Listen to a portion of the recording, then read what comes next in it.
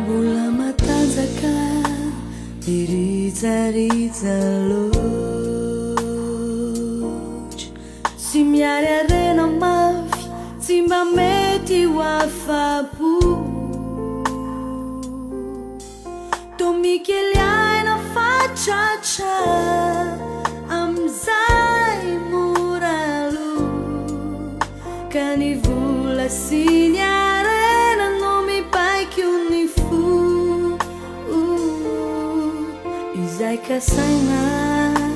tolavorary avoko tototeny loatra raha tsy zany misy andoatra ary miezakatrany mankambamy ny fiainany mantany nefa tsy fantany hoe ho an'izay ariny zany ampafantaro ay izay mety afarako sy izay rehetra ohatriny androko aoko fantatro fa olokandalo andehanako mahitsy eo aminao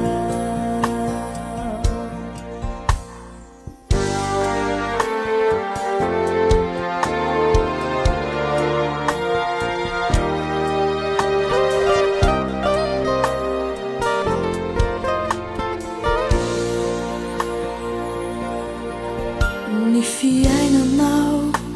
te mihinana sy matory fa ny fanahinao mahantra sady ory tsy mieritreritra sy misaina hoe ny fanahiko mitaraina fa ny nofo mety maty no karakaraina de mihevitra sy mampiseho ny tena ho ambony kizany fantrany izany de tsy tsarony intsony ny fiainana eto antany de misy farany sy manampetra ny fahafatesana mitovy any olon-drehetra ka